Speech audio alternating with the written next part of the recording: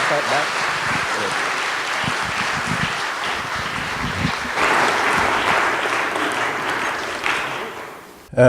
Thank you very much, David. Thank you all for being out here, and thank you to ICMU for organizing it and the long list of co-sponsors, and especially Abu Rashid, where Abu Rashid is great food and brings us all together for a good occasion. And I want to thank the Presbyterian Church for letting us use this setting and to acknowledge the extraordinary moral courage and honesty of the Presbyterian Church in addressing the issue of sanctions and divestment and the moral and theological basis for pursuing justice in a practical way in the Palestinian issue. I think the Presbyterian Church is a leader in this in the entire world, and I just want to acknowledge that and thank them for that.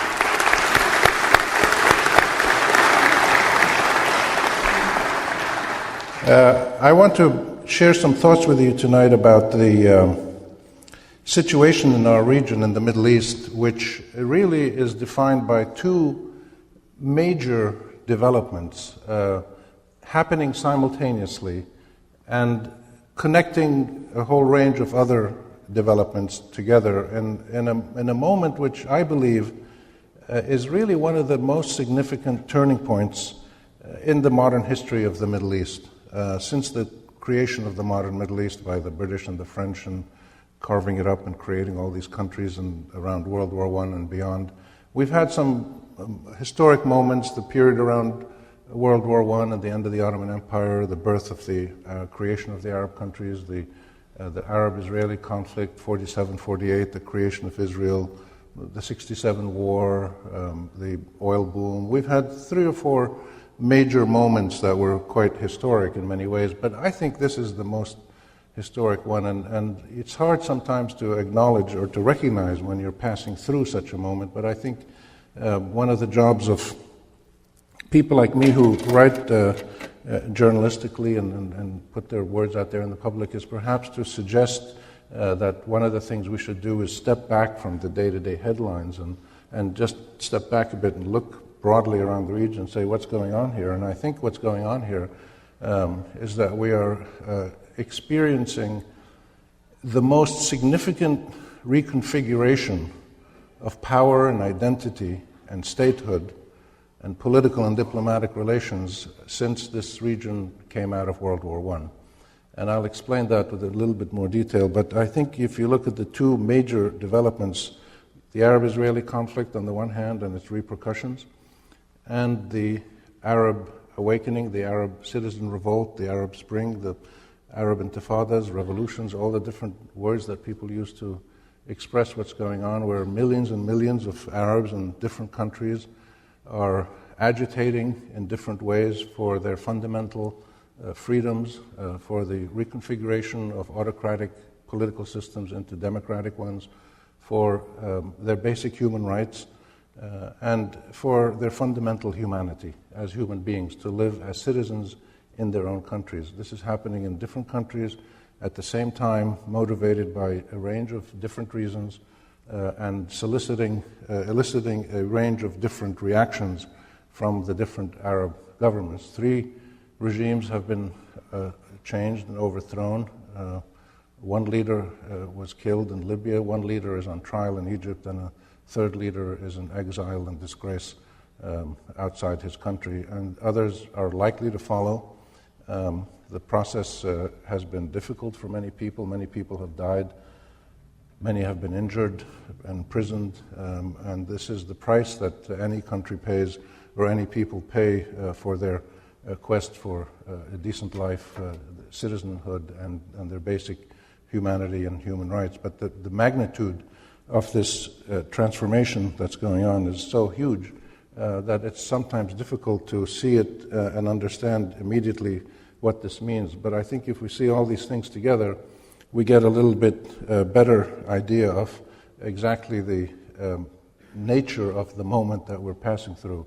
And then that should give us some clues or some hints or suggestions about what we can do, what we should do, how should we react to this as individual human beings, as people who are politically active in civic society and different forms of political activism, and what countries should do, what should the U.S. do, what should the Europeans, what should the Arab countries themselves, Israel, anybody else who's interested in this issue, what should they be doing about it? Because I think the critical challenge to us is not just to appreciate and acknowledge what's going on, but to take it to the next step of saying, well, how can we take advantage of this dynamism that's suddenly there and move towards a situation where all of us contribute to a process of change that will bring us all the goals that we want to achieve, which is statehood, dignity, end of refugeehood for the Palestinians, democracy throughout the Arab world,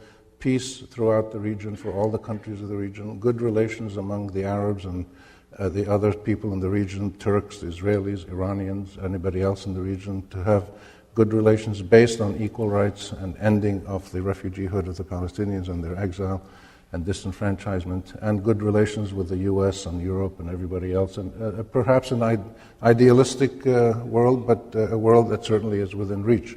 And we should aim very high, but to reach that point we need to actually figure out, well, what can we do to get there? Then we should not be bystanders and observers of this process. We should be active participants in it and shapers of it. And let me just mention to you the top 10 issues, and I'll go through them very quickly. I'll speak for a total of about half an hour, so we'll have more time for discussion. But I think if we look at 10 key points that strike me as significant, that touch on the two issues that I mentioned, I think the first one is that probably we're getting close to the end of the point where military action can have any useful political consequence in the Arab-Israeli conflict. The last several wars in Lebanon and Gaza between Israel and Hamas and Hezbollah, these were not wars between countries, these were wars between resistance movements and the Israeli army. And they were wars in which Israel was twice forced to accept a UN ceasefire against its will, in a way that was never forced on it in a serious way in its wars with the Arab armies. But there's a new form of resistance out there now, and the Israelis are having more trouble with it, but also they bring tremendous destructive power to bear on the Arab countries that they attack, and therefore we have reached a point, I believe, where there is not much more utility for either side in engaging in massive armed conflict, but only in mass destruction for both people. And I think there's a realization on both sides that we may be approaching that point. And the prisoner exchange that happened a few days ago between Israel and Hamas was perhaps one small sign of that. The second point I'd like to make is that there are many serious signs that the United States, by its own bias and in many cases incompetence, has almost fully marginalized itself as a diplomatic actor in the Middle East. It's a very strange situation to have the United States, which is without doubt the strongest country in the world, militarily, economically, technologically, in almost any way. It's the strongest country in the world, but it's the weakest country in the Middle East. It has very little impact, very little influence.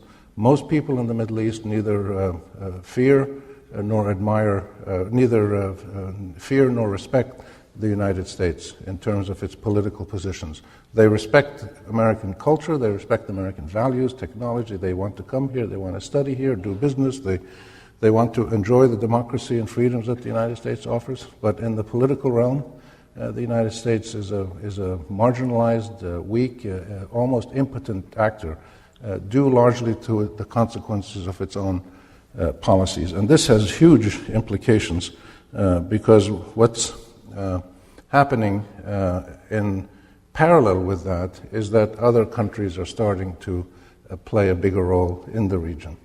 The third, which I'll get to in a minute, the third major thing is this Arab citizen revolt, this series of rolling revolutions. The revolution is the word that the people use themselves who are involved in these uprisings. I asked the people in Tunisia and Libya and Syria and Egypt, what do you call yourselves? What are you doing? What is it you're involved in?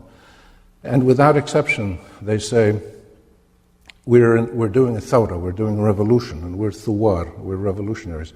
It's the word they use to describe themselves.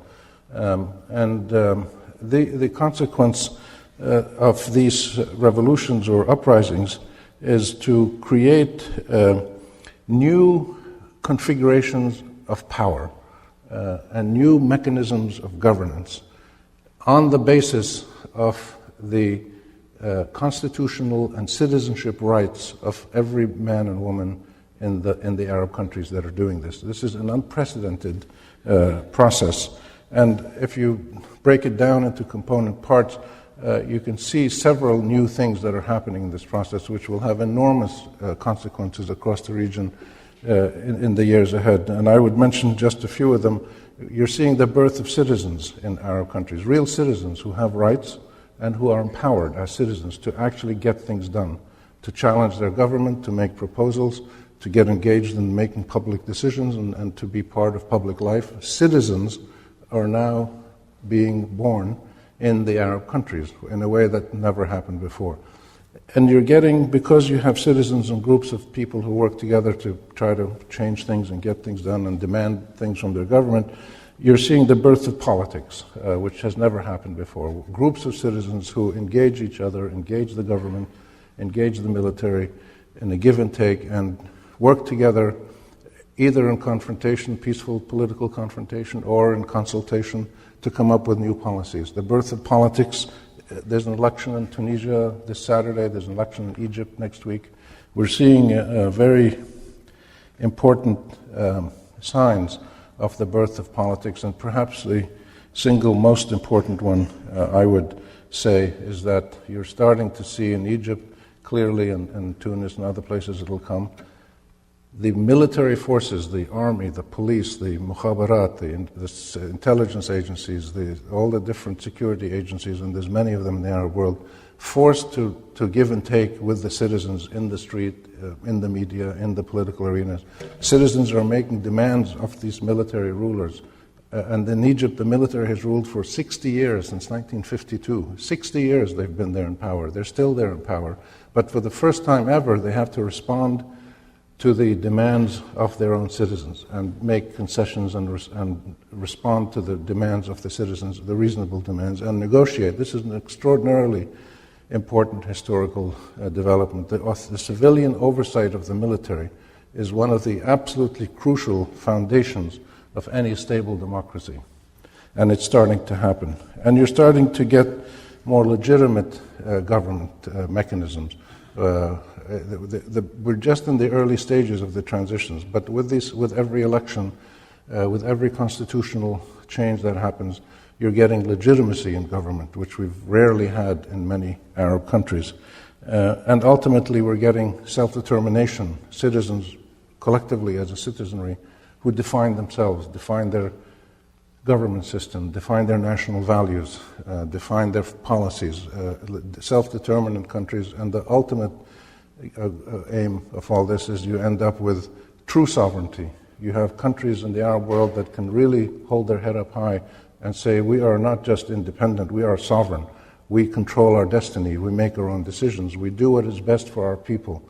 We have real authority to act as independent, dignified countries that have real sovereignty. Arab sovereignty, like the Arab citizen, has never really existed in a serious way in the modern Arab world, but I believe it will be the ultimate goal and ultimate gain of this process of democratic transformation. And the two key elements that we have to keep in mind across the board in every Arab country where there is a process of resistance and rebellion and demonstrations, and whether it's peaceful or whether there's a violent response by the government and there's fighting, whatever it is, the two key things that are happening across the region in every country are people are demanding that social justice be the foundation of the new social contract between the leaders and the led, that a foundation of social justice in the economic development, political affairs, social affairs, diplomatic issues, foreign policy, technological transfer, education, labor relations, whatever it is,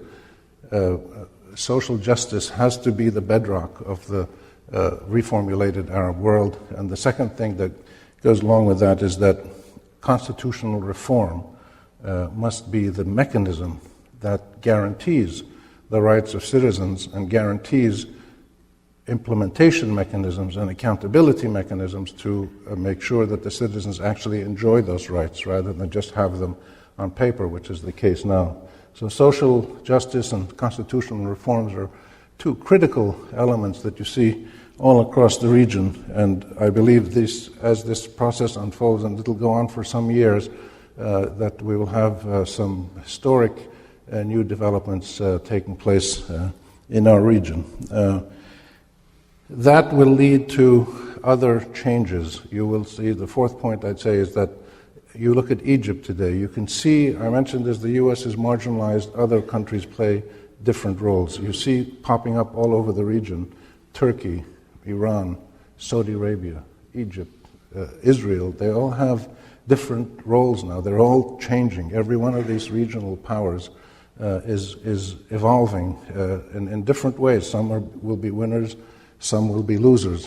But you can see, if you take the case of Egypt now, just in the last 3-4 months, the way that Egypt has calibrated its relationships with Israel, with other Arab countries, with Iran, with the United States, in different cases, different situations, but in every case, you have a much more confident, proud, self-assertive, and most importantly, sovereign and legitimate Egyptian state representing its people and trying to engage with other countries in a more rational and a more productive way, defined by what the Egyptian people and the Egyptian leadership feel is in their best interest. So they've opened up a little bit, relieved the siege of Gaza. They've gone back to mediating a Fatah-Hamas reconciliation. They just helped finalize the prisoner exchange with Israel and Hamas, and they're restoring normal ties with the Iranians, and they're being very careful with allowing the United States to overwhelm them with too much aid and too many orders. So this is a historic development, and you're going to see this happening across the region, I believe, in other places, when you get sovereign Arab countries that reassess their relationships and how they're behaving. And as you get Arab countries that are more democratic and more sovereign, the foreign policy of the government will reflect the sentiments of the people more accurately. And this can only be a good thing in the long run. And then you have number 5, I would say, is the important changing roles of Iran and Turkey and Saudi Arabia. In different ways, these countries are changing their behavior in the region. Saudi Arabia is becoming much more self-assertive. We may like or not like what it's doing in Bahrain. I personally don't like it very much, but the fact is that Saudi Arabia is behaving as a normal country and not as just a proxy of the United States or the Europeans or somebody else. And just as Egypt is no longer acting like a proxy of Israeli or American officials, they're acting on the basis of what they believe is in their best interest. Saudis are becoming much more dynamic. The Turks are playing an important regional role, standing up to the Israelis in some cases, but at the same time working with the Israelis, helping. They were part of the mediation for the prisoner exchange, and they've been involved trying to help come up with peaceful resolutions of the challenge of the Iranian nuclear issue. So a dynamic role which before would have been played by the United States, but is not played by the United States anymore. So Turkey, Egypt I mentioned, Saudi Arabia and Iran. Iran's role is changing. Iran, I believe, will be one of the losers of the current transformations as the Arab countries and Turkey play a much bigger role. The space for Iran to be involved in the Arab world will recede, and Iran will pull back to playing a role that guarantees, protects its own national interests, but has less intrusive policies that take it into the Arab world. The sixth point is that Israel is becoming much more isolated. And as we saw at the UN recently, Israel and the United States are becoming isolated in a corner together diplomatically, and it's not a comfortable position for either of them. and it will force them in due course to reassess whether this is actually in their long-term best interest or not. But the isolation of Israel is a very striking new development, and not just because of what happened at the UN, but this was happening before. If you look at Israel over the last 30 years, 30 years ago, Israel had very close relations at one point with Turkey and Iran under the Shah, and they had signed the peace agreement with Egypt. It had very close security relations with Iran, Turkey, and Egypt 30 years ago. Today, it has very tense relations with Iran and Turkey and Egypt. Popular opinion with the government of Egypt, there's still a good security relationship because the government of Egypt wants to adhere to its obligations under the peace treaty as it should, because if you're asking to live in a democratic society with a state of law, and if you want to be treated according to the state of law, you need to abide by the state of law. And if you've signed that peace treaty, then you need to abide. And the Egyptians want to abide by the peace treaty with Israel, but they don't want Israel to overstep that and make Egypt a henchman or a proxy or an errand boy for Israeli concerns. So Egypt is standing up much more firmly to Israel, and to the point where a few weeks ago the Israelis actually apologized to Egypt for the 5 soldiers, the Egyptians, who were killed in Sinai. And this is unprecedented for Israel to apologize formally to an Arab country. So we're seeing this isolation of Egypt happening in a very dramatic way, and happening in a context that touches on all of its important relationships in the region. The 7th point is that, and this shifts me a little bit to the Arab-Israeli conflict, and as this fits in with these regional developments and the Arab uprisings, the 7th development is that we have been seeing for a few years attempts by various people, Arabs and others, to try to reaffirm the importance of legal accountability of states in the face of international law. In other words, if leaderships or countries or governments or armies commit crimes or are accused of committing crimes, that they need to be held accountable through some mechanism that is seen to be internationally legitimate. You have the International Criminal Court, you have the UN Security Council, you have special tribunals that are set up, like in Yugoslavia and Liberia and Lebanon. There's many different mechanisms that people have used, but this question of legal accountability for states is the 7th important point that is starting to shape some of the activities in the Middle East. And one of the reasons that the Israelis and the United States reacted so vehemently, almost hysterically, to the Goldstone report, and again to the UN move by the Palestinians in September, the hysterical overreaction of Israel and the United States was a very important sign that they don't want that kind of international accountability. They don't want Israel or the United States to be subjected to the demands of living according to the same rules that everybody else in the region is expected to live by.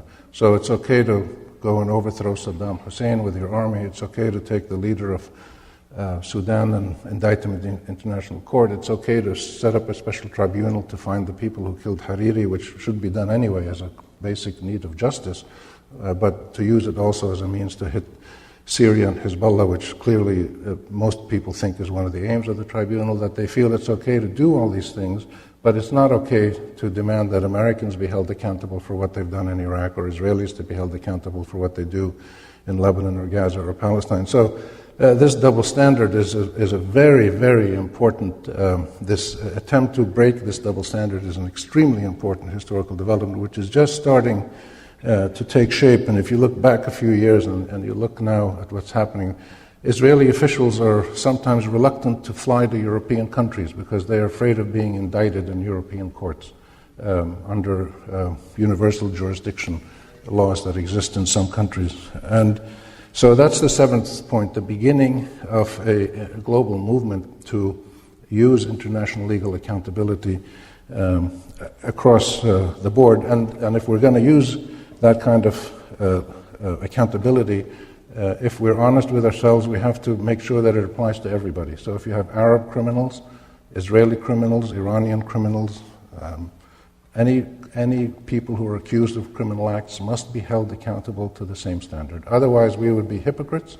We would be accused of the same double standards that we now accuse often the United States or Great Britain or Israel or other countries. So the whole point of democracy and human rights and the universal legal accountability standards that we want is that they are universal, that they apply to all human beings. They're not selective.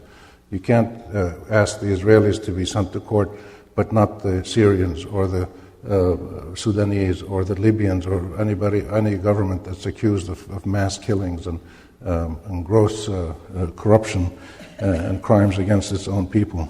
Number 8 point is that the move by Abu Mazen, Mahmoud Abbas, to go to the UN has proved to be an extremely dramatic move that sends a message that the Palestinians have essentially given up on American mediation. And this is profoundly important because it represents two things. It represents a sign that one of the weakest political leaders in the whole world, Abu Mazen, it's hard to find a political leader with less legitimacy, less accountability. He represents a few people in the central hills of Palestine. He doesn't represent very much more than that, in the central hills of the West Bank.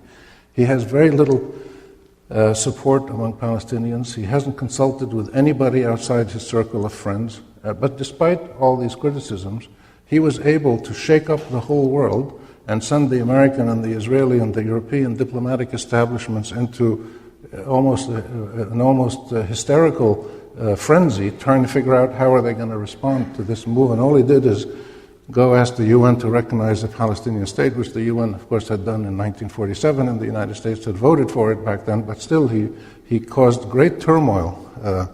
And that's one sign, I think, of why this is important, that even a weak political actor like Abu Mazen actually has power, can actually get things done, that you're not powerless. You're never powerless if the instrument of your assertion is justice and the rule of law in a context where justice and the rule of law actually count, which is the councils of the United Nations. And the second important message he sent is that the Palestinians, along with many other people in the region, no longer accept the United States as the sole mediator of this conflict. They've had 20 years to work on this. They've done virtually nothing. They've achieved no breakthroughs, and that route is finished. The ninth point is that the move to the UN represents an important new stage, building on the last 2 points I mentioned, of actually trying to find a new context of international legitimacy, of political activism, and of credible diplomacy, a new context in which the Palestinian issue can be put in front of the world for a peaceful resolution. And a peaceful resolution, as Abu Mazen and others say, that allows for an Israeli state and the 67 borders, a Palestinian state, and ending the refugeehood of the Palestinians through the principles of UN resolutions in a negotiated way with the Israelis, which is the basis of the Arab peace plan. So that move to move into a new international context of conflict adjudication is extremely important, I feel, and it is linked to the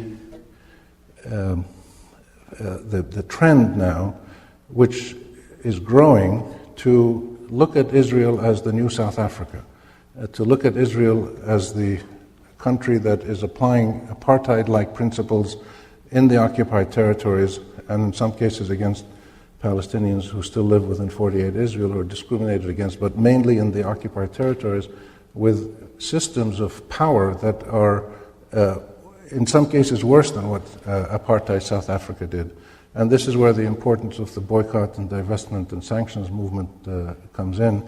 And this is something that scares the daylights out of the Israelis, because they not only do they not want to be held accountable to international legal principles in the criminal court of the UN or other places, they certainly don't want to be seen as the new South Africa. And that gets me to the 10th point, which is the 10th point in this enormous regional reconfiguration that's taking place, which is we're also starting to see the birth of Palestinian civic activism at the community level across the region. We saw it twice in May and June, on Nakba Day and another day in June when you had the Palestinians across the region on the borders of Israel marching peacefully and symbolically to the border, and one or two of them even crossed into across the border into 1948 Palestine, Israel today.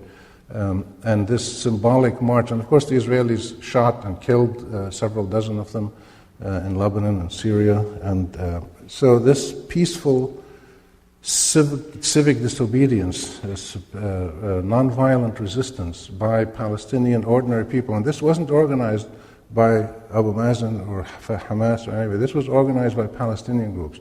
So you're starting to see passive resistance, peaceful resistance organized by Palestinian groups at the grassroots across the region, and I would not be surprised if this were to turn into a worldwide movement, where you'd have peaceful protests in front of Israeli embassies, in front of at every border of Israel, every place in the world where an Israeli official goes to speak, a crowd of people would stand outside and sing Palestinian love songs, or sing folk songs, or eat kubbi, or do whatever they want to do as a peaceful protest. And the convergence between the Arab-Israeli conflict now, in terms of where we are in movement towards trying to find a resolution that is effective and in the context of international legality and legitimacy, convergence of that with this extraordinary mass protest that is erupting across the Arab world by ordinary citizens, is that in both cases people are asking, A, for their rights as human beings, B, for their rights as citizens, and C, to live in a situation where they can enjoy the fruits of a system of social justice where power is subjected to ethical norms and principles of equality and fairness and justice for all, within the context of the law, whether the law is UN resolutions or international refugee law or domestic law, whatever it is. The combination of human rights and legal contexts to allow societies to function efficiently and fairly and decently is the common driving force, not only across the Arab world now, but you see it in the various occupations in Wall Street and Salem and Portland and all these little tent encampments you see, and they've now spread all over the world, including into Israel itself. And I think we have to be very proud, and for the first time, I think in my life, I feel this pride that people all over the United States who are involved in these uprisings, or when they did it in Madrid or in other places, and even in Tel Aviv, they were holding up signs saying that we want to be like Tahrir Square. That for the first time in my adult life, the Arab world is a model for civic disobedience and civic activism in quest of human rights and democratic values and social justice and the rule of law. And this is something that we should be extremely proud of and salute the people of Tunis and Tunisia and Egypt and Libya for what they've done. I think this is a moment that will go down in history like Rosa Parks was in 1953 in Montgomery, Alabama, when she refused to move off the seat in her bus and she wanted to stand up for her rights as a human being. Or Lech Walesa in Poland, when he started a strike by electricians and refused to give in to the dehumanization of the Soviet system, and 10 years later the whole Soviet empire was toppled. Or Steve Biko or Nelson Mandela in South Africa, who challenged apartheid and overthrew it peacefully. And all these different movements where individual human beings, and in our case we have Khalid Said in Egypt and Mohamed Bouazizi in Tunisia, who stood up and made an act of defiance, and they both ended up dying for what they did. But they sparked this extraordinary wave of protest, which has now been the inspiration for many people in the United States and in Europe and around the world. And this is a moment I think that we should not only enjoy and savor, but to assess it carefully and to understand the underlying reasons for it. And the underlying reasons for it are that human beings, whether they're Arabs or Black Americans or Hispanics or middle-class Israelis or students in Spain or whatever they may be, human beings will refuse to perpetually acquiesce in their own dehumanization, subjugation, marginalization and pauperization. That human beings ultimately will stand up and demand that their human rights be fully affirmed, and that their rights as citizens of a country be fully applied and enjoyed. And they will do this peacefully, and they will keep doing it until they achieve their aim. So we have now this amazing linkage between the sentiments and the actions of many ordinary Arabs and the sentiments of people in other parts of the world. So the consequence of all that, I'll finish by saying that the consequence of all that is to make us think about what do we do next? What do we do about this amazing moment that we're passing through, which keeps changing, and we don't know in a week or in a month or 3 months where we're going to be, but we know that this force that has been unleashed in the Arab world and in many other parts of the world is not going to go away until there's a certain fundamental basic satisfaction of the rights that people are fighting for. And I think it challenges us all to think about how do we take advantage of that, how do we build on it, how do we make it into something permanent and useful and something that we can be really proud of. So I think one of the first things that we need to do is to just keep analyzing these issues honestly, openly, and courageously, and not to be afraid of any dimension of this situation, whether we're challenging accepted principles in this country or in the Arab world or in Israel or in anywhere, is to keep analyzing and studying and really understanding what is driving this process. There's a great problem with the media in this country. As you know, the mass media in the United States tends to be very superficial, very distorted when reporting on issues in the Middle East. But this process that's going on now is an extraordinary opportunity to finally connect with the global media, because the quest for freedom and dignity and democracy is a universal one, and it's a language that every person in the world can understand. The second thing I think that we have to do is to emphasize over and over and over again that the resolution of the Arab-Israeli conflict peacefully, legally, and equitably for all concerned has to be the number one priority of diplomatic action in the region. Before Iran, before terrorism, before mass destruction weapons, before anything else that people want to come up with, before oil, resolving the Arab-Israeli conflict, which is the oldest and most destabilizing and radicalizing conflict in the region, resolving it peacefully and fairly will be the single biggest contribution to achieving all the goals that everybody wants to achieve in the Arab world, in Israel, in Turkey, in Iran, in the United States, Europe. Everybody will benefit from an equitable resolution of the Arab-Israeli conflict. And the third thing I think that we have to do, all of us in our different ways, and people can do this from their home, on the internet, sending letters, on the telephone, talking to your children, talking to your neighbors, going to your school. Everybody can be an activist now.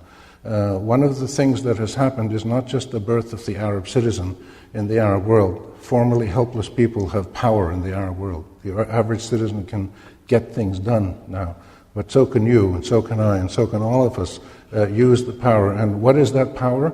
It is simply the affirmation that justice will be done, that our citizenship will be activated, that our rights will be enjoyed, that we will not acquiesce forever in our own dehumanization, that we will work together peacefully, honestly, openly, to achieve the rights that are ours by the fact that we are citizens of fine countries and that we are children of a single God. Thank you very much. You've been listening to journalist, scholar, and newspaper editor Rami G. Khouri, speaking at the Westminster Presbyterian Church in Portland, Oregon. The title of his lecture is Diplomatic Stalemate and Democratic Revolts, Making Sense of a Middle East Transition. In a moment, we'll return to the question and answer session from the presentation. Rami Khouri is a Palestinian, Jordanian, and U.S. citizen whose family lives in Beirut, Amman, and Nazareth. He is the director of the Issam Fares Institute of Public Policy and International Affairs at the American University in Beirut, Lebanon, and editor-at-large of the Daily Star newspaper, also based in that city. To find out more about Rami Khouri and his work, please visit his website at ramikhouri.com. That's RAMIKHOURI.com. This program was sponsored by the Institute for Christian Muslim Understanding. To find out more about that organization, please visit their website at icmuoregon.org. In addition, this presentation was co-sponsored and endorsed by many other local organizations. A complete list is included in the closing credits. And now we return to the question and answer session from the presentation. Rami Khouri spoke at the Westminster Presbyterian Church in Portland, Oregon on October 20th, 2011. Okay, your view on the possibility of Islamist parties coming to power in either Tunisia, Egypt, or Libya. What impact would it have on the democratic process in these countries and in their future relations with the West and Israel? I think Islamist parties, broadly speaking, and we're talking of Muslim Brothers and the mainstream parties, we're not talking of Qaeda and the terrorist groups, but the mainstream Islamist parties across the region, if they play by the democratic rules, which I believe they all agree to play by now, and you see this in Nahda in Tunisia on Saturday, and their participation in the election, the Muslim Brothers in Egypt, you'll see this, you're seeing it all over the region. I think we have to treat them like any other political party. And I think we have to recognize that as they get into these elections that are actually fair and real elections, two things will happen. A, they will be subjected to incredibly wide real competition from other political groupings in a way that they've never experienced before. Before it was just, Zain al-Abidin bin Ali versus Ghannouchi in Tunis, the Muslim Brothers versus Hosni Mubarak. There was no real competition. And in a context that was controlled completely by these autocratic dictatorial regimes. The second thing that will happen is they'll be subjected to the accountability of their own constituents and citizens. This is a very, very significant step, and we know from the Turkish experience and others that once these Islamist groups are subjected to real accountability, if they're in power, they've got to perform, they've got to deliver to what their citizens want. And what their citizens want is not radical Islam or faith-driven societies. They want faith. They want their Islamic faith and their Christian faith to permeate how people behave. That the principles of their Islamic faith and their Christian faith, but in this case, the Islamist parties, they want those principles to help color how society functions, but they don't want religious people running their societies. We know this from polling and from a lot of other evidence. So I'm not worried at all about Islamist parties, because they'll be subjected to real competition and real accountability, and they will very quickly do, if they succeed, then they will probably follow the same course as the Justice and Development Party in Turkey, which increasingly became pragmatic and more efficient at delivering what their constituents want. And Turkey today is a very impressive model of not only a good democracy but a thriving economy, which is increasingly secular. But if you go to a presidential cocktail party in Turkey, you drink Pepsi Cola and orange juice. You don't drink alcohol. And that's, in my view, that's a perfectly fair trade-off. If that's what the society wants, if the price of good government and a largely secular public system is small symbolic gestures to the Islamic faith, and these are Islamic majority countries, then I think we should welcome that. That shouldn't be a problem.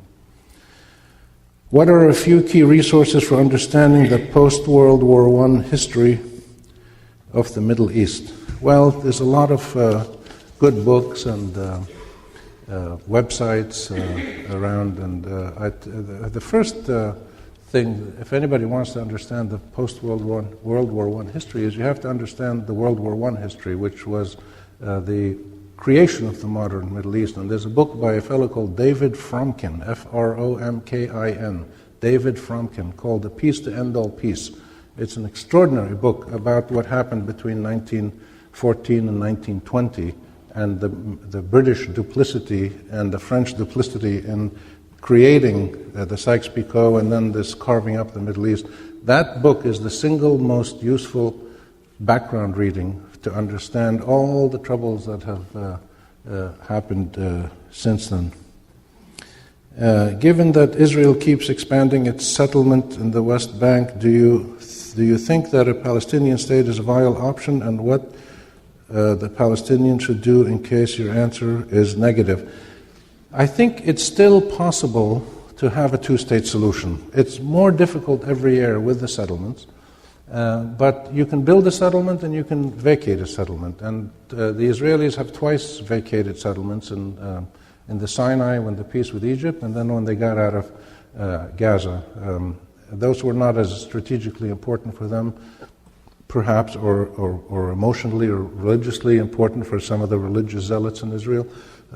But I believe that the settlements, the major settlement blocks that are near the border will be incorporated into Israel in return for land of equal value. So I think that's already pretty much agreed. And a lot of the settlements inside the West Bank will have to be vacated, unless part of the peace agreement is that Israelis can live in under Palestinian sovereignty with the permission of the Palestinians. They get a residence permit and they're allowed to live there, but they don't own that. They don't live there as predators, as colonial settlers. They live there as guests in a foreign country. Like I live in Lebanon as a guest. I get a work permit and a residence permit from the Lebanese authorities, and I own my house and I can live there as a good resident, but I didn't take any land away from any Lebanese. That's possible that there might be some agreements on some settlements in return for equal rights for Palestinians to go and live in Israel if they want. So it's more and more difficult to get a two-state solution because of the nature of the way that the extreme right-wing parties have a stranglehold on the Israeli coalition government. So that's a problem within Israel. The one-state solution that many people talk about is an ideal option, I think, to have one state with Christians, Muslims, and Jews, Arabs and Israelis, but I don't think it's realistic in the short run. We should keep pushing for it as a long-term goal, but it's not at all possible in the short run simply because the Israelis will never accept it. They want a state that has a majority of Jews, which is what they have now. But what the Israelis want doesn't mean that's what's going to happen. This is what they want. They're strong now and they can keep this situation. But the situation, as I explained, is they're increasingly isolated. They're increasingly turned into an apartheid, isolated pariah regime in the world. And the more pressure that's built on them, the more difficulty they'll have. So the Israelis will change their position. They have changed some positions. They've just negotiated a deal with Hamas, which they've always said they don't want to do, but they've done it. They've negotiated several ceasefires with Hamas. So I wouldn't be surprised if we start seeing some changes within Israel in terms of how to deal with the Palestinians. And if we get a reconstituted Hamas-Fatah national unity government with other Palestinians involved and the refugees having a say, I think this would provide a very important platform for renegotiations with Israel on a different platform, with much more legitimacy among the Palestinians. U.S. Congress is starting to cut humanitarian development aid to Palestine to punish them for their UN statehood bid. Will this further weaken the U.S. position? Will Arab and other countries help the Palestinians with this funding? My guess is the U.S. will not cut off large-scale funding. I think they will make symbolic actions. They have to do something to appease the pro-Israeli forces in Congress, which are very big. But I think they will realize that this is really an emotional overreaction. I think that the effort that is being made now behind the scenes in the UN and Europe, around the world, to try to find a formula at the UN that would be possibly satisfactory for everybody may lead to a situation where the Palestinians get from the UN what they want in return for certain measures that would not have the U.S. cut off all its aid. But if the U.S. were to cut off all its aid, then so be it. The United States is not the guardian of the Middle East, and this would be the final nail in the coffin of U.S. credibility and influence in the Middle East. This would be a catastrophe for the U.S. I think they will realize this. The few sober heads in Washington would realize that this is really not good for the United States. And I think my guess is that they will reassess this very carefully and try to come up with some compromise face-saving measures. But if the U.S. were to cut off all its aid, and if it were to leave UNESCO as it's threatened to do, I think the world would say, goodbye, Allah ma'akum. If you want to go, go. And this is something that we should be prepared for. And I think other people will step in, and it'll probably cause the Israelis to reconsider how they deal with the occupation. You mentioned the isolation of Israel in American foreign diplomacy with the continuation of American support to Israel's militarily and the Americans' veto of the Palestinian state at the UN. How do you see the reaction of the Arab street to that? I think the reaction of the Arab street or Arab public opinion will be rather low-key, because I think we've already made our reaction in the various symbols by which Palestinians and other Arabs have made it clear to the United States that we're not waiting for you anymore to come and solve our problem. Abu Mazen's move at the UN, Salam Fayyad's move to try to set up the infrastructure for a Palestinian state sometime soon, the Palestinians who have been marching around symbolically coming to the borders of Israel, the Saudis warning the United States several times, the Turks stepping in to play a mediating role where the U.S. used to do it. There's been quite a few signs of the fact that people in the Arab world no longer are waiting for the United States. So if the U.S. were to make the veto, I don't think it would have a huge impact because we've already more or less written off the United States for the moment, which is not a good thing. I think you want the United States involved in this process, but if it's going to be involved, it has to be involved on a credible basis, in the same way that it was involved, say, with the mediation in Northern Ireland, where it was a very good mediator and led to a peace agreement. So I don't think we should be happy that the U.S. is isolated and out of the picture necessarily. It's better to have the U.S. involved as a fair mediator, an equal-handed mediator. That's what we want to try to aspire. Do you see any political changes in Saudi Arabia? I see very small incremental signs that one very old king in Saudi Arabia understands the need to make reform steps slowly and steadily. I don't see major signs that the power structure in Saudi Arabia is going to undertake any major constitutional changes. Saudi Arabia will be the last country in the Arab world to undertake major political reform. It's a very unusual combination of a strict Wahhabi religious doctrine allied with a very militant royal family, the Saudi family, the House of Saud. They've done this now for 300 years or so, and with enormous wealth that they have, so they don't feel the need to make significant changes. And I think the evolution of the political structures or the social systems in Saudi Arabia will come at a much slower pace, and it'll be driven mainly by the education of women, which is continuing at a very high pace, and mainly by continued interaction between Saudi Arabia and the rest of the world. And I think we just have to live with that. It's not up to any one of us to tell anyone else how to run their house. The only thing we can demand of the Saudis is that they don't attack their neighbors, or they don't flagrantly get involved in mass denial of human rights, like killing people or slavery or things of that nature. The issue of the role of women, the issue of political civil liberties are issues that are primarily their concern, and they have to take the lead. And it's hard sometimes to look at a country and see some behavior like women are not allowed to drive or women cannot vote. I personally think that's wrong, that women should be allowed to drive and vote. But it's not my issue. I can't tell them how to run their country. So it's a very difficult question. How do you deal with other countries? When you look at people in the U.S. all the time say, we have to do something about Afghanistan because the Taliban are going to prevent these women from going to school.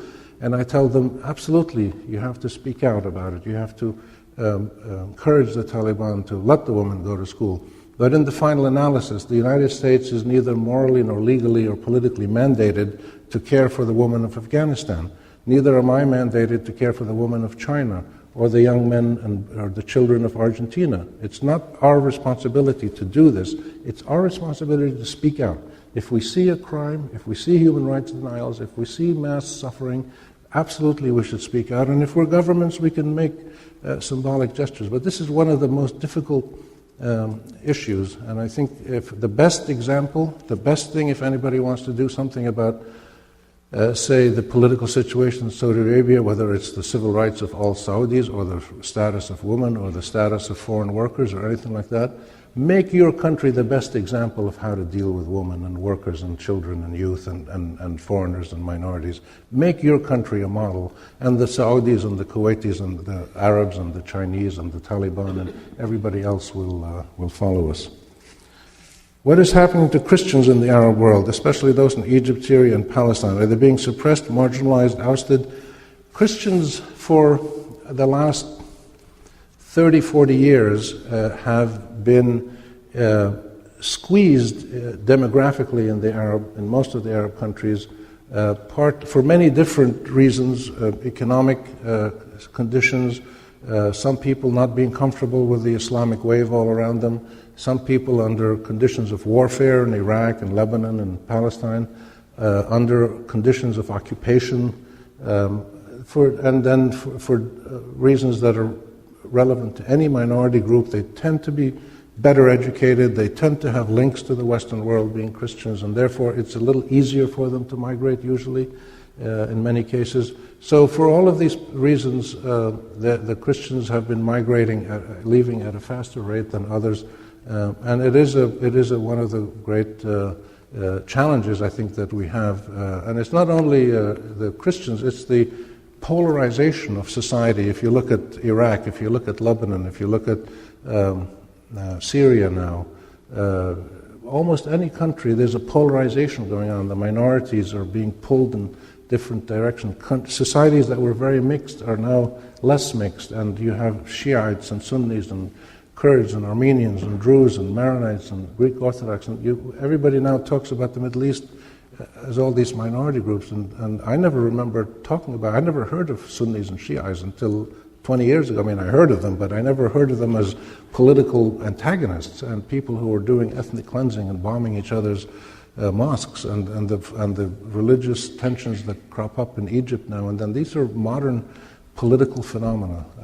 The traditional Arab world, all of you who are from the Arab world know that in Egypt there's 80 million people, and 80 million people get up almost every day and have done so for the last 1400 and whatever, 20, 30 years of Islamic life, and Christians and Muslims get along together fine at the community level. Once in a while there's a political stress and they fight and people fight, but it's not just the Christians and the Muslims who are fighting, it's the Muslims and the government and the people and the police and the mukhabarat and everybody's fighting. And so I don't think we should isolate the problem of Christians more than is necessary. But it is a dramatic point, and the antidote to the dwindling number of Christians in the Middle East, in the Arab world, is a more democratic, a more prosperous, more stable Arab world. And I can assure you, if that happens, then the Christians would leave and other minorities would leave at a slower pace, and then many would start coming back. How is the Kingdom of Jordan addressing the democratic yearning of its people?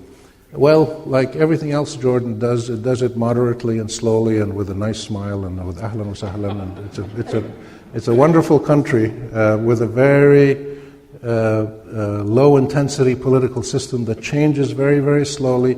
I think it's strange with the uprisings going on all over the Arab world. If you look at Jordan, Kuwait, Morocco, Saudi Arabia, Qatar, UAE, Oman, the monarchies have the least stresses, the least uprising. There were some demonstrations in Jordan, there was a few little ones in Oman, and some other things in Kuwait which are related to corruption and stuff. But the monarchies have a peculiar blend of accountability and legitimacy, which is, I say peculiar because it's a little bit unusual. The monarchies because they're monarchies, they tend to be more sensitive to the need to actually deliver services to their people. And they tend to be less intensely abusive police states like some of the so-called republics, certainly like Egypt and Tunisia and Libya. So I think the nature of change in the monarchies, Jordan being a great example, will be different than it is in the other countries. The demands on the regime were less intense than the demands on other places. There wasn't a call to overthrow the regime. The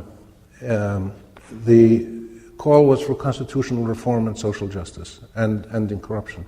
And the king understood that and responded with equally low intensity responses. He set up a commission or two and they studied and they came up with recommendations. They're now making some changes, limited. I think if that the importance is not that the changes were low intensity, but that they continue to happen. I think if you make some changes and the place doesn't go crazy and people realize that it's okay to make more constitutional changes, then there'll be others that will come along. But something very important happened a few days ago. The king named a new prime minister, and the new prime minister is a judge, a very respected judge, Aoun Khassani, who was on the International Court of Justice in The Hague.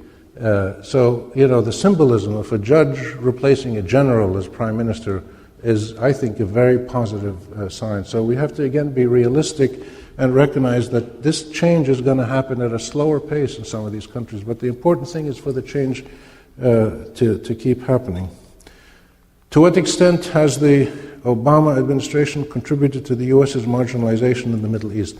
It's contributed a little bit, but most of the main problems for the marginalization happened before the Obama administration. But I think the Obama administration just kind of confirmed a trend that was already there. The dramatic way in which Obama came out at the beginning of his administration to open up to Iran, to try to resolve the Arab-Israeli conflict, and to hug every Muslim that he could find, and within a 2-mile radius of him, and to reach out to the Muslim world, was quite dramatic. I thought it was very moving in a way, but most of it failed. Most of it was either he gave up on it or he failed. So I give him an A for intent and a D- for achievement. He just wasn't able to actually achieve the good things he talked about, whether that's because he was subjected to pressures in Washington, pro-Israeli pressures or anti-Arab, anti-Muslim pressures that he couldn't overcome, or he just had incompetent people working with him. They were amateurs in foreign affairs. I don't know the real answer, but I think he just contributed to the marginalization that had already happened over the last 30 years or so. Could the Iranian model revolution be in the process of being copied? Revolution taken over by religion? I don't think so. No, I don't think the Iranian revolution, if you're talking about the revolution that overthrew the Shah, I don't see that at all as a model. The Iranian revolution in 1979, I think, certainly was an inspiration at one level for pushing the Islamic movements that developed in the 80s and the 90s. And the Islamic Revolution came at a moment when the Muslim Brothers and other groups were already spreading throughout the Arab world. So the Islamicization of Iran and the Islamicization of Arab politics and protest politics happened together at the same time. The Islamic Revolution in Iran has taken a turn, I think, that has reduced its legitimacy and its attraction. I went to Iran last year, and I know it a bit, and I followed it very closely. I've never heard anybody in the Arab world tell me they want a political system like the Iranian one. Nobody. But a lot of people admire Iran for challenging Israel and standing up to the U.S. and demanding its nuclear rights. So people admire the defiance of Iran, but they don't want to copy its democratic system. This is like an endless, bottomless pit. It's amazing. In your view, what are the characteristics of the Middle East in the short term, given the change that the region is subjected to? I think in the short term we should expect a turbulent period, progress forward and some regression, good news and bad news.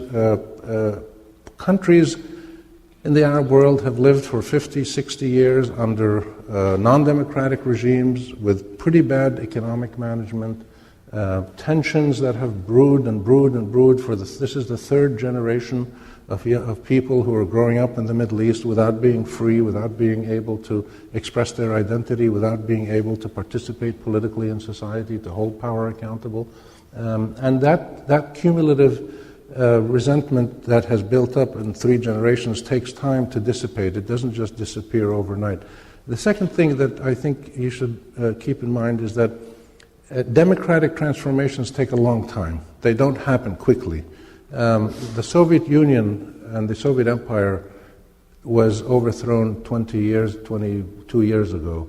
And if you look around the Soviet Empire, the former Soviet countries, some of them are good democracies, some of them are medium, okay democracies, and some of them are still police states, corrupt police states. So they've evolved in a way that has progress and some regression. And in this country, the great fountainhead of democratic and republican ideals for the world, when this democracy started in the 1770s, the democracy was for white men who owned land and who owned slaves, and nobody else had any rights in this country. Nobody existed in the eyes of the law. And it took you a civil war and 80, 90 years to stop slavery, and then it took you another 50 years to give women the vote, and then it took you another 40 years to give black people the vote. It took you a long time in this country, almost 180 years, to actually give all your citizens equal rights. So these evolutions take a long time. So I think we should expect a bumpy road, but as long as the general progress is forward, then I think we should be pleased with that. How do you suspect the Arab Spring will affect southern Arab states, specifically the UAE and Oman? I think in these small oil-rich countries, the movement for change will be much slower. And I think the process of citizens expressing themselves will be different than in Egypt and Tunis and Syria. I think you're going to get... the social structure of these societies are very different. People don't go out on the street and demonstrate in Abu Dhabi and in Oman. There was a few in Oman. But they do it through the institutions of their tribal society and their monarchic systems. I think the pressure building up in these societies, and it's very clear if you go there, I know these two countries well, the educated young people, especially the young girls, they've created a whole parallel universe which is on their BlackBerries and on their cell phones. And what they do is they've created this incredible world where they communicate, where they express themselves, where they have fun. They do things that they're not allowed to do in public. So it's just a matter of time for that private parallel world that they've created to keep pushing against the existing world, and in political terms and social terms and personal freedom terms. I don't think you're going to get transitions to democratic republics, but I think you're going to get systems where there'll be more freedoms, more options for people. They can express their identities a little bit more openly, and most importantly, they can contribute to the processes of public decision-making and develop forms of accountability. It's going to be much slower in those societies, and one of the reasons is that they don't have any of, most of them, with some exceptions, don't have any of the real pressures of poverty, of homelessness, of despair that so many other people have in the Arab world, in places like Tunis and Egypt and Syria and Jordan, where people have really a hard time giving their kids enough calories to grow at a normal height. Yeah, I pared down as you were talking. There were a lot of duplicate questions, and I think there are just a couple that on issues that you haven't touched on. One concerns the situation in Syria and the possibility of outside influence, and the last one was on the role of Hezbollah in the Khouri assassination. What is the risk of civil war in Syria and the consequences for possible Alawite Sunnis and Christians, and the consequences for Alawite Sunnis and Christians? I think the risk of civil war is small, but it's there. Most Arab countries have real tensions between their different ethnic and sectarian and tribal and national groups because they've never been allowed to develop a normal way to relate to each other in a political system that's open and democratic. And in many of these countries, the regimes and foreigners both have manipulated the minorities and the different groups. So if you look at how the Israelis, for instance, try to deal with Christians in Lebanon, and people deal with the Druze and other people, and in Iraq, how the different external parties deal with different groups. And so there's been an attempt by the regimes in these countries and the external actors who penetrate, who interfere in the Arab countries, to go against the desire of the citizens to have a country in which they're all equal citizens, which is what people are trying to do now. And instead, people have tried to accentuate the differences and the ethnic identities and religious identities, and therefore it's not accident that there's tension. And some of these things, you're seeing them in Syria. And my personal guess, I go to Syria regularly, and I've spoken to people in the regime and people in the opposition, so I have a reasonably good view of it. I've gone there for years and years. My guess is that there won't be a civil war. I think there will be, as you're starting to see now, sectarian assassinations, and these will be partly deliberate attempts to stir up a civil war. If you look across the region, I mentioned that there was two constants in every Arab country, the demand for social justice and the demand for constitutional reform. But there's a third constant in every single country. The regimes in every country that have faced rebellions or demonstrations have said this is the hand of foreigners who are here trying to manipulate our people and cause trouble. I don't think that's true myself, but it's interesting that the regimes would keep saying this, and the regime saying there's going to be sectarian war and we're not going to let it happen, whereas the reality is that regimes in the Arab countries probably at some point use this boogeyman of sectarian warfare to scare their own people, to say, well, we should keep things as they are because only my regime can keep things stable and peaceful, which I think is a fallacy. It's wrong, and most of the people who are demonstrating know that. So I don't expect civil war, but I think low-intensity tension, as we're seeing some assassinations, and everything that the demonstrators have done in these countries has been the exact opposite of sectarian war or civil war. That the people on the streets are all working together wherever they can, and in mixed communities, you find that the opposition groups are actually working very closely together. How accurate is the news we are hearing about Syria, and what influence, if any, is Iran, Saudi Arabia having in the uprising against Assad? The uprising is a very serious one. It's a national uprising. I would say about half the people of Syria, at least, are actively supporting the uprising, maybe more. And a lot of people in Syria support the president and the regime, and quite a few people are kind of just watching to see what happens. But it's a real national uprising. It's not just a few people here and there. It could have been contained in March and April, but the response of the regime was very inadequate.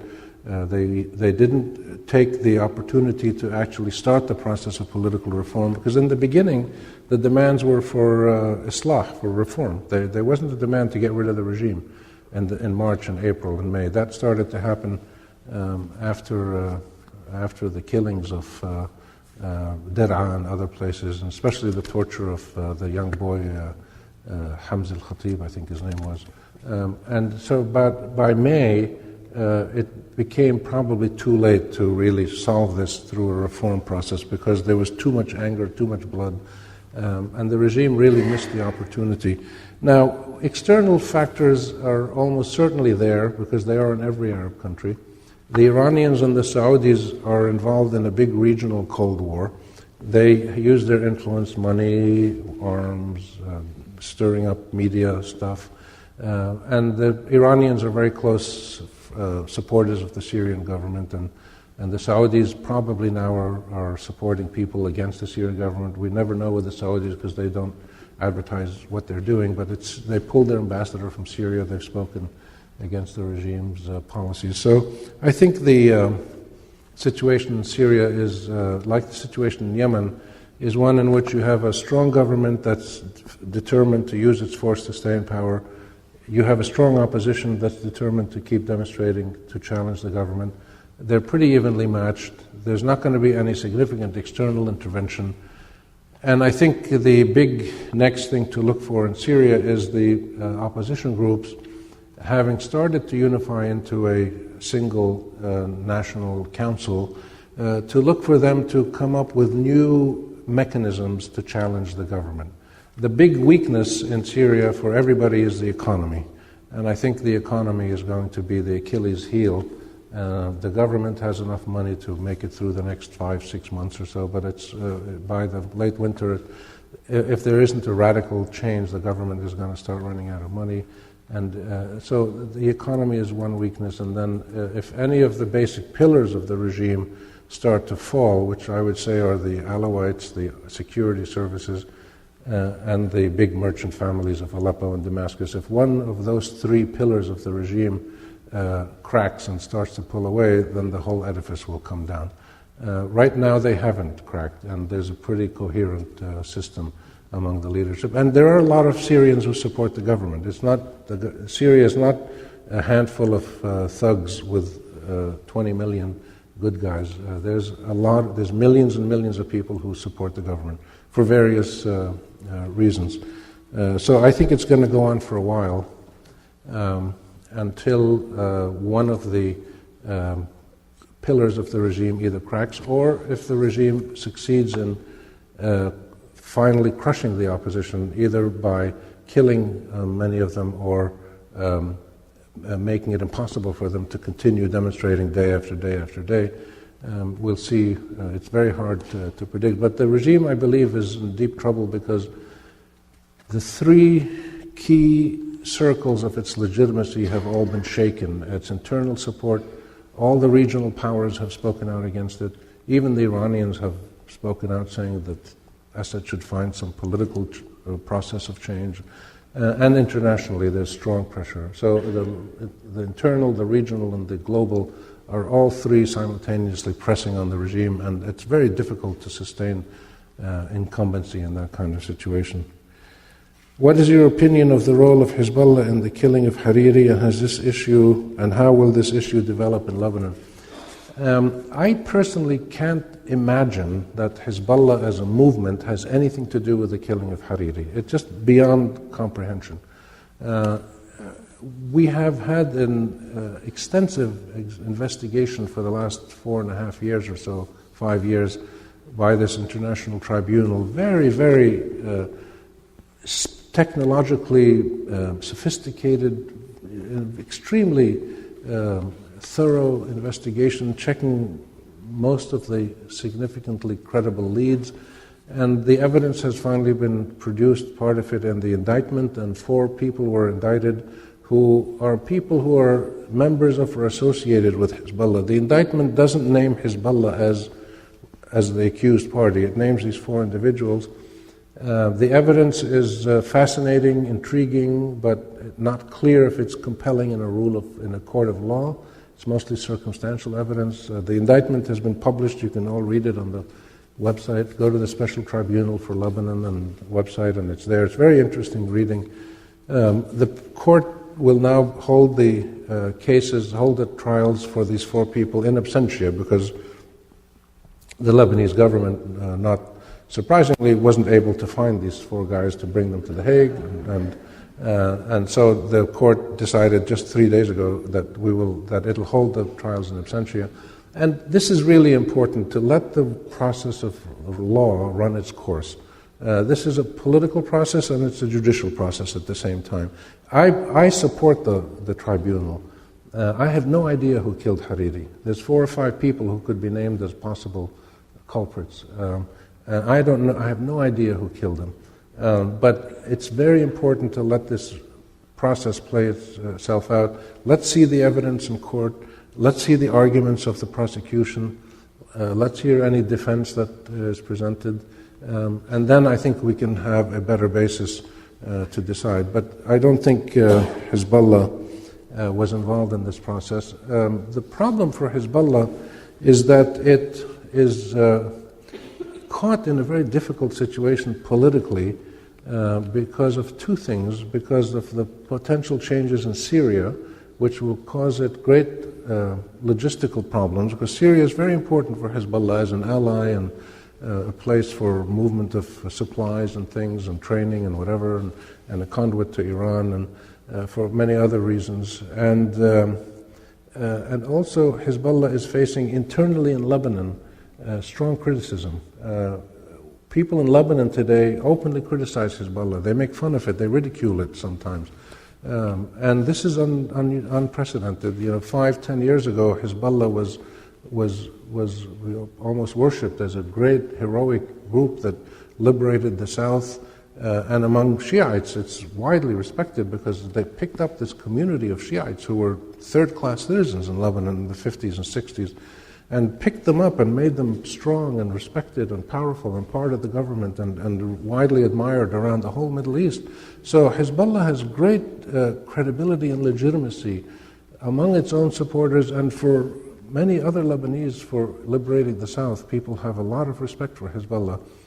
But Hezbollah has the problem that for many Lebanese who are critical of it, all it offers them is perpetual warfare. And they don't want to be in perpetual warfare. They don't want to have their country destroyed every 6 years by Israeli bombardment supported by American politicians and British politicians. They don't want perpetual warfare. And they want to celebrate the resistance and the liberation of the South.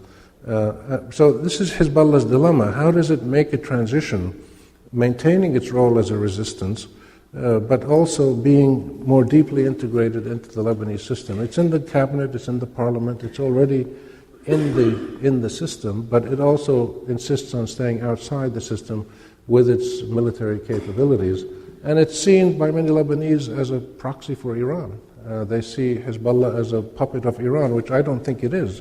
It's a close ally of Iran, and it's structurally linked to Iran. So there's a great dilemma that Hezbollah has to deal with, and it's not an easy one. And this court case will probably not have huge influence on it, because Hezbollah for the last couple of years has been pretty steadily discrediting the court with various arguments and evidence, which is medium credible. Not all of it is credible, but they've raised enough doubts about the court to have a lot of people now not particularly interested in seeing what the court does. Whatever it does, people don't particularly care. Other people care very much. So I think we have to see what the court does, and then we'll have more evidence, and then it's really now in the court of public opinion, and people will judge the evidence and judge for themselves. So thank you again very much. You've been listening to journalist, scholar, and newspaper editor Rami G. Khouri, speaking at the Westminster Presbyterian Church in Portland, Oregon. The title of his lecture is Diplomatic Stalemate and Democratic Revolts, Making Sense of a Middle East Transition. To find out more about Rami Khouri and his work, please visit his website at ramikhouri.com. This program was sponsored by the Institute for Christian-Muslim Understanding. To find out more about that organization, please visit their website at icmuoregon.org. This program was produced by PDX Justice Media Productions of Portland, Oregon.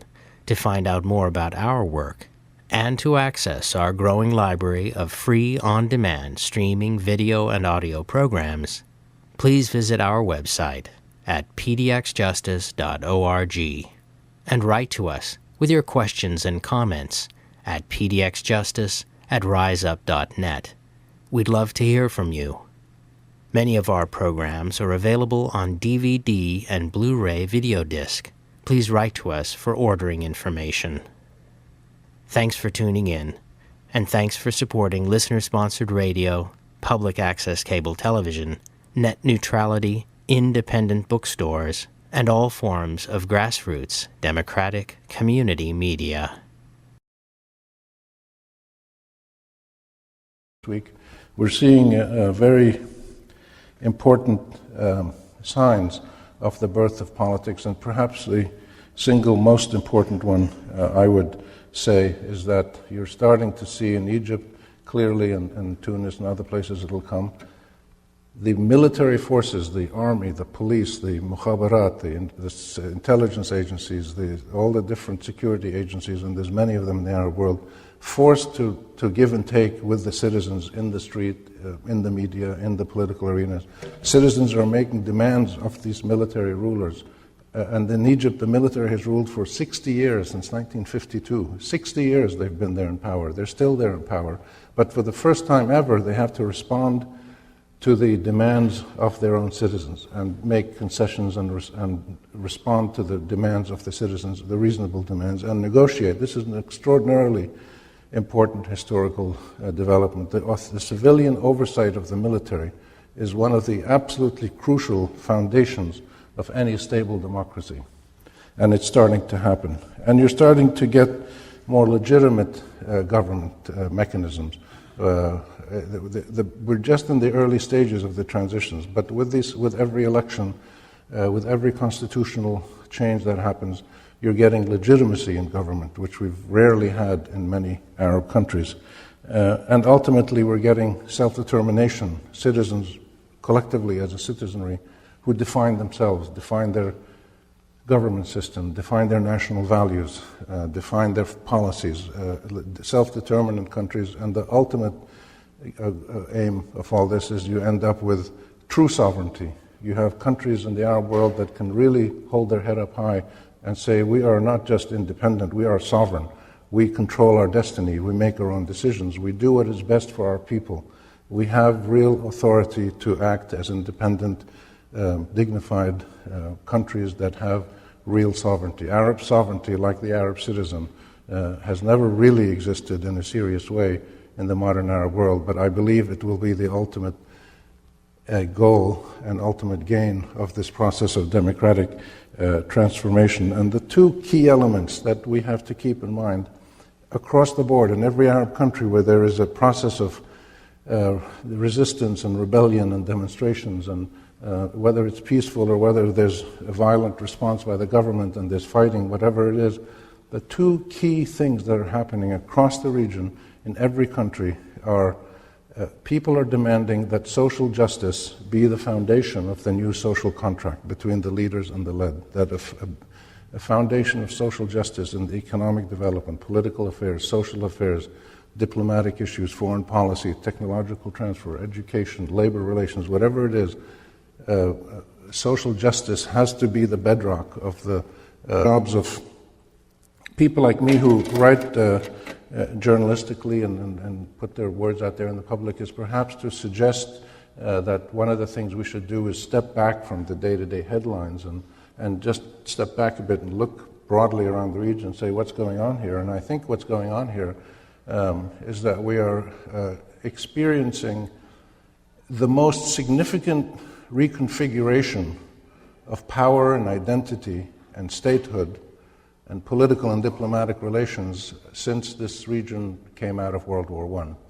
And I'll explain that with a little bit more detail, but I think if you look at the two major developments, the Arab-Israeli conflict on the one hand and its repercussions, and the Arab awakening, the Arab citizen revolt, the Arab Spring, the Arab intifadas, revolutions, all the different words that people use to express what's going on, where millions and millions of Arabs in different countries are agitating in different ways for their fundamental freedoms, for the reconfiguration of autocratic political systems into democratic ones, for their basic human rights, and for their fundamental humanity as human beings, to live as citizens in their own countries. This is happening in different countries at the same time, motivated by a range of different reasons, and eliciting a range of different reactions from the different Arab governments. 3 regimes have been changed and overthrown.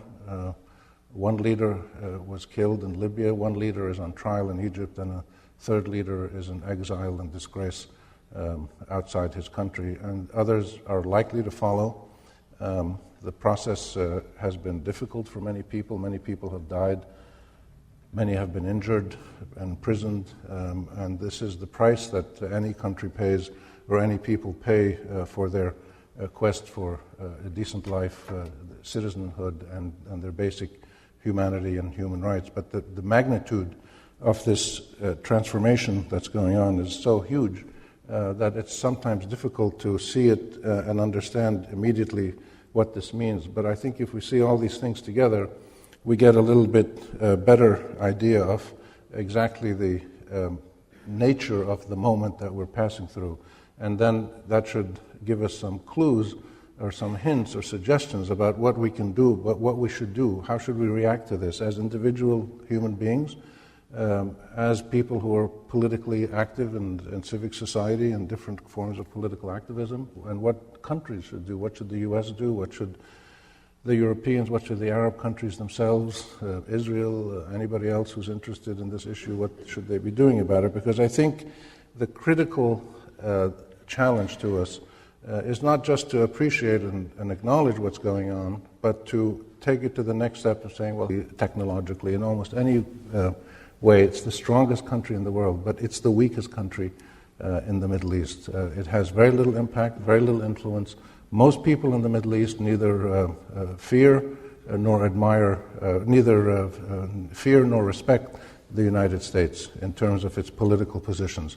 They respect American culture, they respect American values, technology. They want to come here, they want to study here, do business. They want to enjoy the democracy and freedoms that the United States offers. But in the political realm, the United States is a marginalized, weak, almost impotent actor, due largely to the consequences of its own policies. And this has huge implications because what's happening in parallel with that is that other countries are starting to play a bigger role in the region. The third, which I'll get to in a minute, the third major thing is this Arab citizen revolt, this series of rolling revolutions. The revolution is the word that the people use themselves who are involved in these uprisings. I asked the people in Tunisia and Libya and Syria and Egypt, what do you call yourselves? What are you doing? What is it you're involved in? And without exception, they say, we're doing a thawra, we're doing a revolution, and we're thuwar, we're revolutionaries. It's the word they use to describe themselves. The consequence of these revolutions or uprisings is to create new configurations of power and new mechanisms of governance on the basis of the constitutional and citizenship rights of every man and woman in the Arab countries that are doing this. This is an unprecedented process, and if you break it down into component parts, you can see several new things that are happening in this process, which will have enormous consequences across the region in the years ahead. And I would mention just a few of them. You're seeing the birth of citizens in Arab countries, real citizens who have rights and who are empowered as citizens to actually get things done, to challenge their government, to make proposals, to get engaged in making public decisions and to be part of public life. Citizens are now being born in the Arab countries in a way that never happened before. And you're getting, because you have citizens and groups of people who work together to try to change things and get things done and demand things from their government, you're seeing the birth of politics, which has never happened before. Groups of citizens who engage each other, engage the government, engage the military in a give and take, and work together either in confrontation, peaceful political confrontation, or in consultation to come up with new policies. The birth of politics, there's an election in Tunisia this Saturday, there's an election in Egypt next.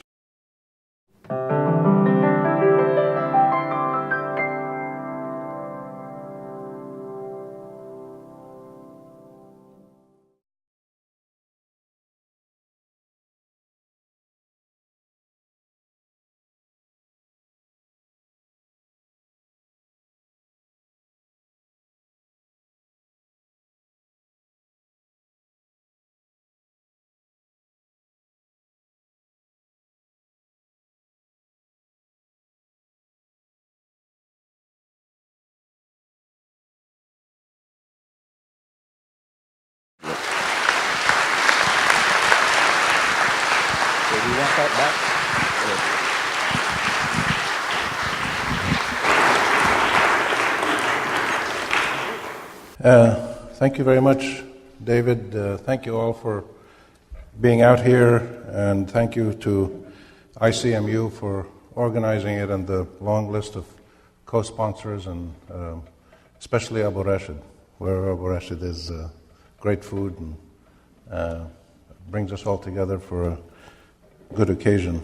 And I want to thank the Presbyterian Church for letting us use this setting and to acknowledge the extraordinary moral courage and honesty of the Presbyterian Church in addressing the issue of sanctions and divestment and the moral and theological basis for pursuing justice in a practical way in the Palestinian issue. I think the Presbyterian Church is a leader in this in the entire world, and I just want to acknowledge that and thank them for that.